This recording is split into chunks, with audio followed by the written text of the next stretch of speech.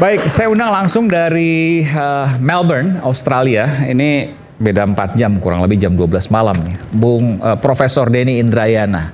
Prof Denny, selamat malam. Selamat malam, Aiman. Jam 12 malam di sana ya? Jam 12 malam. Oke, luar biasa. Yang ingin saya tanyakan, sebentar saja mungkin, Prof Denny, kenapa Anda tiba-tiba masuk dalam pusaran arus kuat ini? Ya, Anda menjadi pengacara, bukan udah resmi ya? Tim kuasa hukum, pengacara atau apa ini? Tim kuasa hukum, Prof Surya dan kawan-kawan. Oke. Anda bisa jelaskan, Prof Denny, kenapa tiba-tiba Anda masuk ke dalam pusaran ini? Begini, ada alasan pribadi ya. Bagi saya tidak sulit untuk melihat karakter kriminalisasi dan intimidasi dari satu perkara pidana akhir-akhir ini. Baik. Saya sendiri mengalami itu. Hampir 11 tahun menjadi tersangka. Dan biasanya itu berkaitan dengan atau beririsan dengan advokasi berhadapan-hadapan dengan kekuasaan. Jadi ada panggilan pribadilah untuk kemudian mengadvokasi isu ini. Yang kedua, isu ini menurut saya sudah terlalu lama, sudah banyak memakan korban, sudah ada yang masuk penjara, dan saya ingin memberi perspektif yang berbeda kepada publik. Di samping persoalan isu hukum pidana yang pasti tidak bisa dikesampingkan, ada sisi hukum tata negara yang saya geluti, bagaimana politik hukum pemidanaan seharusnya juga tidak prosedural gitu. Jadi kalau kemudian kita hanya berkutat kepada pentersangkaan, penahanan, 2 alat bukti, itu seolah-olah kita melihat politik hukum pidana kita baik-baik saja. Padahal kalau terkait dengan kepolisian misalnya, hari ini kita dihadirkan dengan politik presiden yang membentuk tim percepatan reformasi kepolisian, yang dengan kasat mata, dengan terang benderang menunjukkan bahwa Presiden Republik Indonesia mengamini kerisauan publik ada masalah dengan kepolisian kita. Logikanya adalah jika di kepolisian dari sisi lembaga kepresidenan saja ada masalah, bagaimana kita bisa meletakkan kasus ini hanya dari sisi pidana saja? Tidak cukup. Karena itu saya ingin menarik dia satu langkah lebih awal, bahwa memang ada persoalan yang lebih mendasar terkait dengan kasus ijazah, dugaan ijazah palsu Pak Jokowi ini.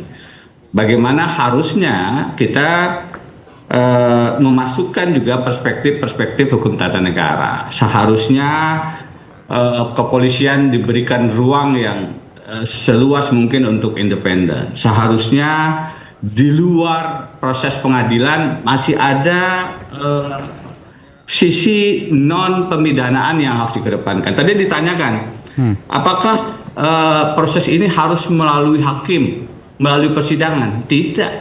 Siapa mengatakan harus melalui hakim, melalui persidangan? Pak Jokowi bisa dengan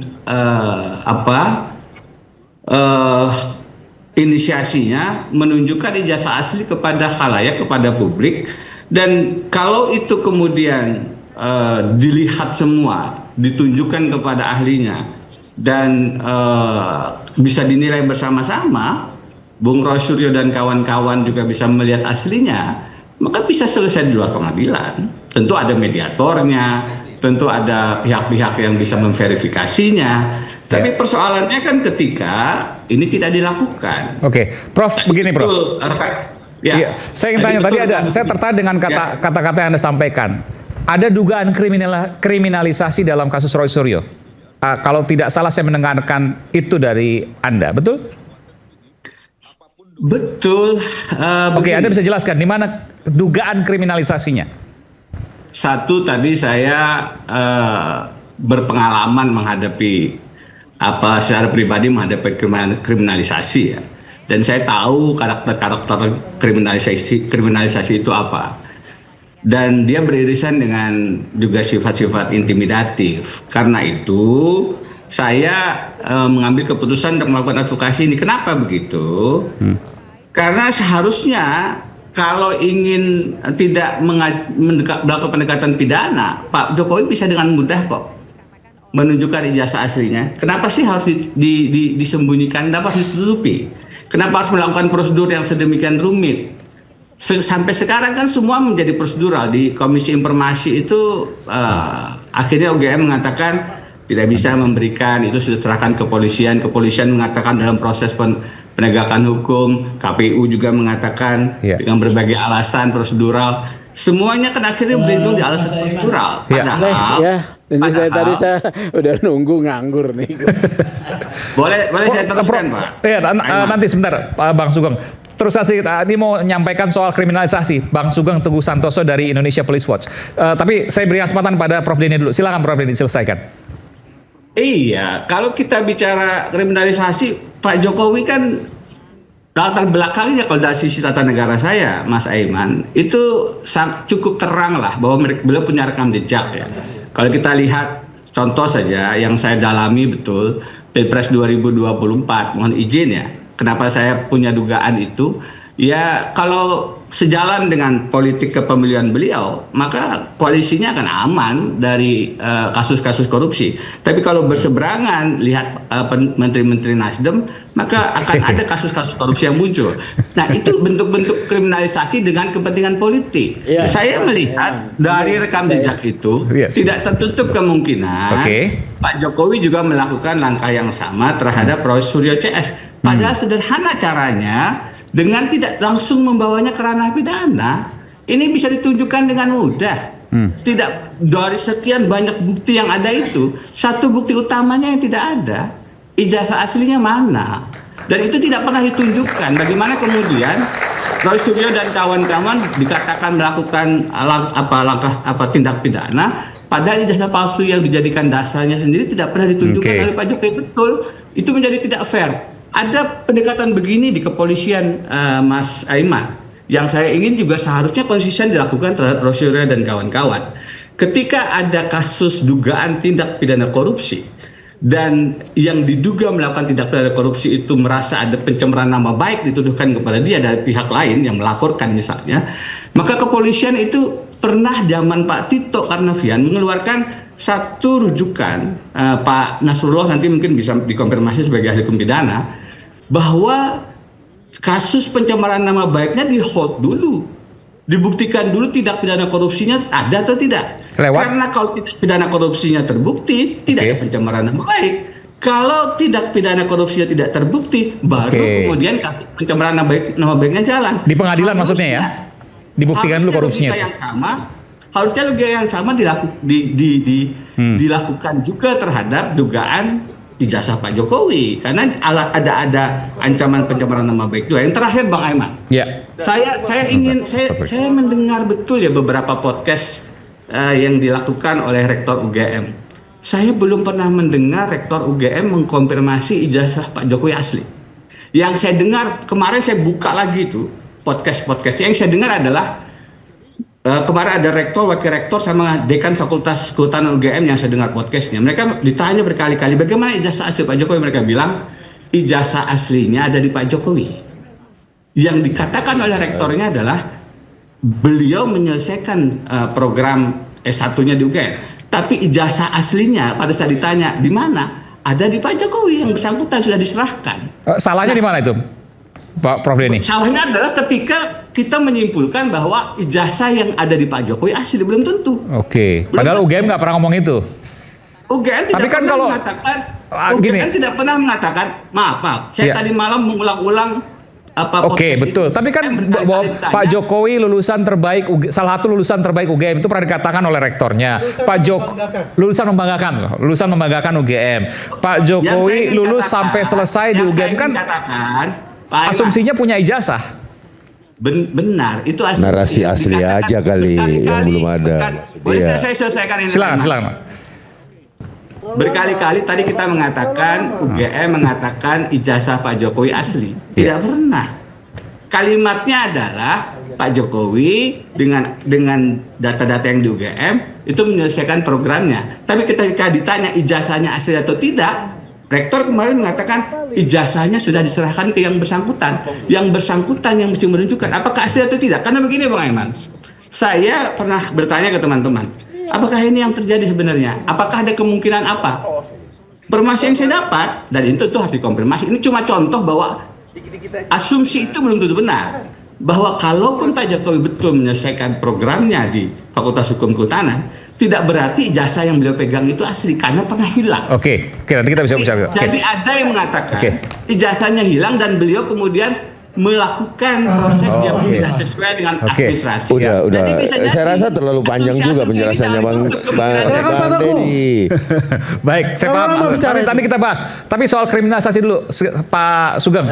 Sugeng, silakan. Saya lihat nih. Ada dugaan kriminalisasi di kasus Roy CS. Dulu lah, saya mau bilang ya. Ini sebetulnya perkara ini harus dipandang pertempuran dua belah pihak ya. Medan pertempurannya sudah ada. Satu pihak ini sedang mencari penumpang-penumpang baru, kemudian diskusi ya. Padahal forumnya sudah ada, harus dihadapi gitu loh. Hukum maksudnya? Ya iya forumnya, karena yang dibawa oleh pihak Roy Suryo itu adalah masalah tuduhan hukum. Pakailah ahli hukum tata negara, hipotesis lah, asumsi lah, ya, gitu loh. Medan pertempurannya sudah disiapkan di pengadilan, Anda harus siap gitu loh. Oke ya, itu dulu ya. Terlalu banyak diskusi. Yang kedua, kalau yang namanya harusnya apa, Bung Sugeng? Ya? Harusnya apa? Nah, yang kedua nih, harusnya taburan. Ya, harusnya mereka mempersiapkan bahwa medan tempur itu sudah ada pakemnya, ya. Kalau kita mau bahwa ini sebagai hukum positif, ya kau maju dalam pertempuran itu dengan gagah berani, ambil resiko bertarung di sana, ya. Tidak kemudian dengan berdebat-berdebat yang tidak perlu menurut saya di timnya ya. Nah, sekarang kriminalisasi. Kriminalisasi itu sebetulnya kalau dalam istilah akademisnya itu adalah kewenangan negara untuk merumuskan perbuatan-perbuatan apa yang bisa kemudian dirumuskan sebagai perbuatan pidana. Di sini kalau mau dituduhkan tadi ya, itu sebetulnya misuse of criminal law ya, penyalahgunaan hukum pidana kalau mau dituduhkan ya. Tetapi menurut saya juga harus diperhatikan ya. Tadi kan ini ilmiah apa tidak nih perkara ini? Ini perkara ilmiah. Ya. Kasus Roy Suryo ilmiah? Ilmiah. Bukan penyebaran fitnah? Bukan. Satu. Ya begini ya maksud saya. Kalau ilmiah nggak bisa diproses hukum. Tunggu dulu. Hukum pidana itu ilmiah tidak? Iya betul. Ilmiah hukum pidana. Salah satu teori hukum pidana itu menyatakan bahwa, ini teori hukum pidana ya, yang dipidana adalah orang yang melakukan perbuatan. Jadi di dalam teori hukum pidana, siapa yang melakukan perbuatan memenuhi unsur delik bisa diminta pertanggungjawaban pidana. Itu ilmiah pertama, ya. Ini adalah hukum material, ya. Ilmiah keduanya, bahwa untuk memproses tersebut harus ada hukum acaranya, yaitu KUHP, sistem peradilan pidana ini, ya. Pihak Jokowi sudah menempuh itu. Pihak di sini masih diskusi mencari jalan tata negara lah, isu korupsi lah. Buktikan isu korupsinya biar juga diproses gitu loh. Jadi sistem peradilan pidana yang diatur oleh KUHP yang kemarin ya, ini ilmiah, ya. Ilmiah sistem peradilan pidana di mana ada yang namanya due process harus dihadapi. Baik, sebentar. Nah, yang ketiga nih saya mau tambahkan sedikit nih ya. Tadi kan disinggung ya, ada yang bilang ahli tata negara bilang harus dibuktikan dulu aslinya. Forumnya itu sebetulnya tadi sudah disinggung oleh Aristo. Pasal 311 KUH pidana ya, itu menyebutkan salah satu unsurnya bahwa hakim akan mempersilahkan untuk kepentingan umum terdakwa membuktikan tuduhannya. Ya, ini bunyinya nih, ya. Membuktikan tuduhannya. Di situ ada forum dia untuk membuktikan tuduhannya. Oleh karena itu, tadi saya katakan, ini medan pertempurannya sudah ada. Mereka harus mempersiapkan ahli-ahli, argumentasi-argumentasi untuk bisa meyakinkan hakim bahwa ijazah yang mereka tuduhkan palsu itu memang palsu. Ya. Bung Nah, Aiman, tadi bisa sudah komentar, disinggung Bung? juga. Ini pendekatannya ilmiah, ya. Misalnya, Rismond itu ahli digital forensik. Tetapi apakah dia bisa berbicara untuk di persidangan itu? Tidak bisa. Karena kekuatan pembuktian seorang terdakwa nyaris tidak diperhitungkan.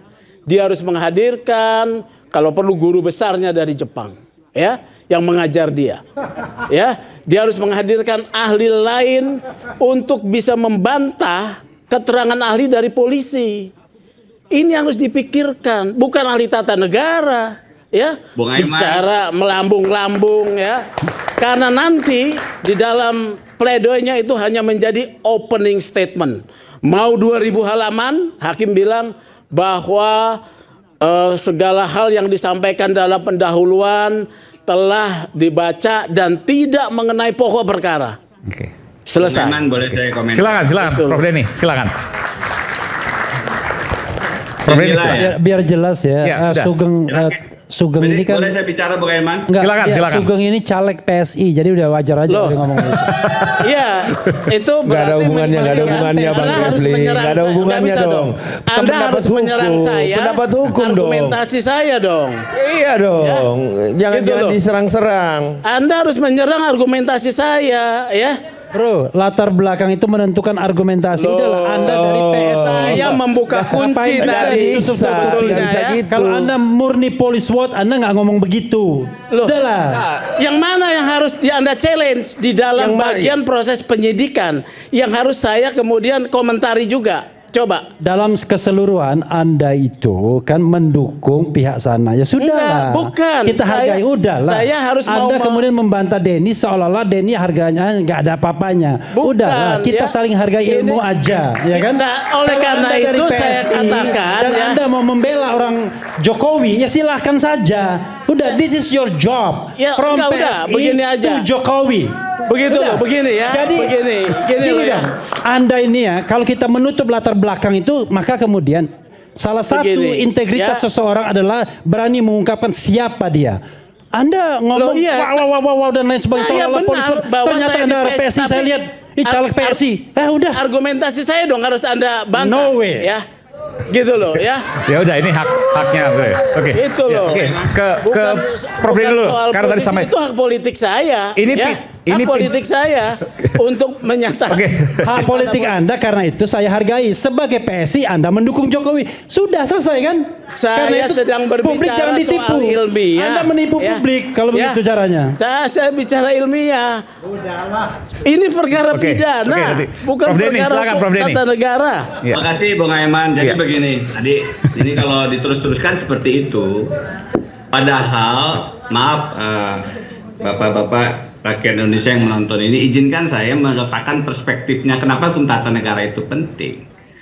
Karena coba bayangkan kalau dibaca secara menyeluruh ya, secara lebih komprehensif, tidak hanya sisi praktis pidana saja. Yang dihadapi oleh Roy dan kawan-kawan ini sekarang bukan hanya Pak Jokowi kalau kubu-mengkubu. Pak Jokowi menyerahkan persoalannya ke kepolisian. Dari sisi perspektif pidana itu selesai. Dari sisi perspektif tata negara, bagaimana relasi polisi hubungannya dengan Kapolri hubungannya dengan Pak Jokowi di Solo, bagaimana relasi Pak Jokowi dengan Prabowo, bagaimana seterusnya, itu letak pidananya menjadi patut dipertanyakan sebagai satu otoritas yang apakah bisa independen menyelesaikan persoalan dugaan tindak pidana yang dilakukan Roy dan kawan-kawan. Tidak bisa. Kalau hanya dikatakan bawa ke pengadilan, nanti buktikan di pengadilan, itu adalah pengadilan yang betul-betul ideal, pengadilan pidana yang betul-betul berjarak, bisa menjaga jarak kepolisiannya dari Pak Jokowi. Apakah bisa Kapolri Roy Suryo yang punya hubungan personal dengan Pak Jokowi sejak di Solo menjaga jarak untuk memberikan ruang juga bagi Roy Suryo membela dirinya? Tadi betul teman terpidana dari yang mengatakan bahwa bagaimana bisa Roy Suryo untuk menilai ketika bukti jasa aslinya saja tidak ditunjukkan kepada beliau. Jadi hal-hal semacam ini tidak bisa diletakkan hanya dari kacamata pidana.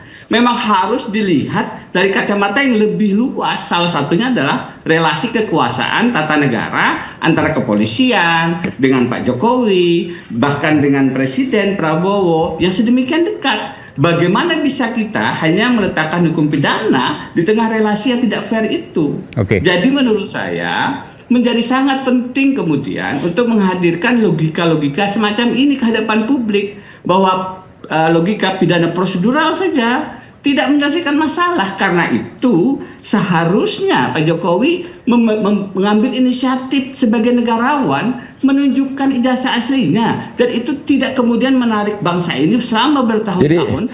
Jadi Bang Denny, izin sebentar, saya tidak memotong Bang Denny ya. Saya cuma mau menyampaikan gini.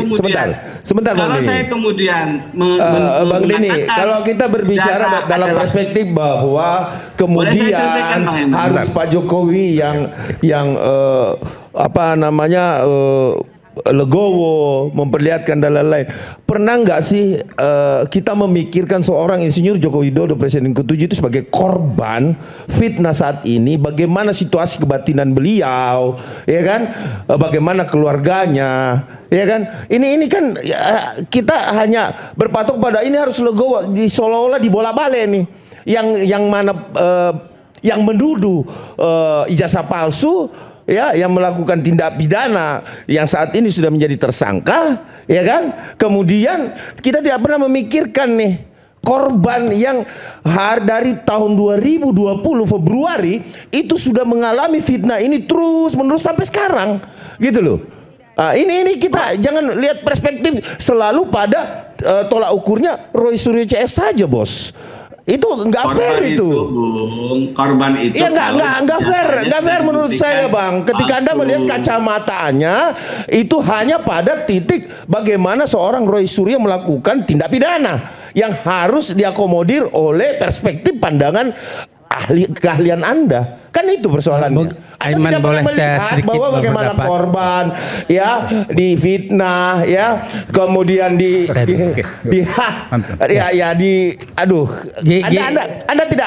Anda pernah nggak, Anda kan pernah menjadi korban tersangka atau apa juga kalau nggak salah tahun tadi, iya kan?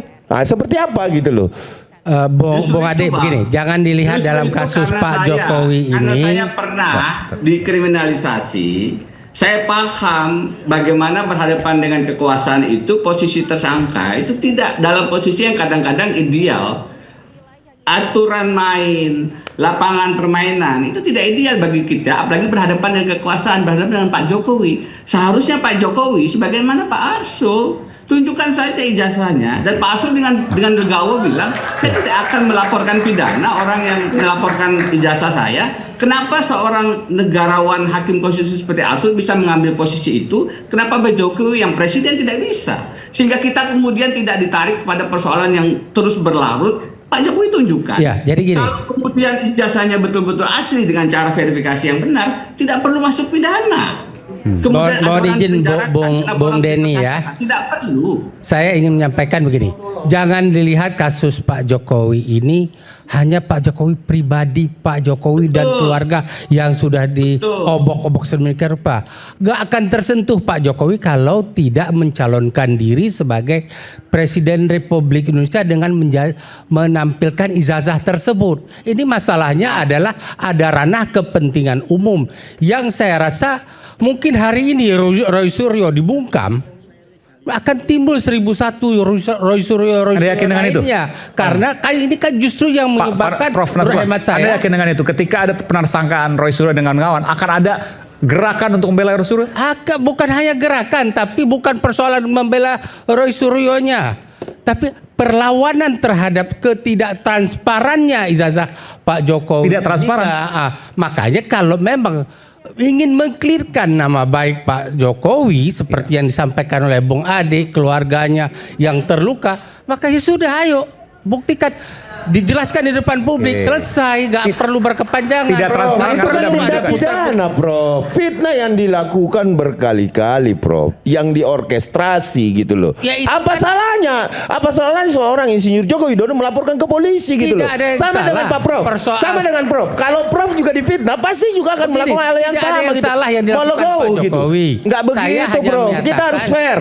Saya hanya menyatakan bahwa Pak Jokowi ini akan timbul lagi nanti Roy Suryo berikutnya. Karena ini orang makanya lah pelaporan polisi ini kan ini sudah sampai tahap penetapan tersangka ya. Ya sudah, kita ikuti, kita tunggu 5 yang akan tersangka akan diperiksa sudah clear gitu loh. Kita lanjutkan. Gitu loh. Kan selesai kan? Iya enggak? Bukan begitu Pak. Justru sekarang inilah ada masa.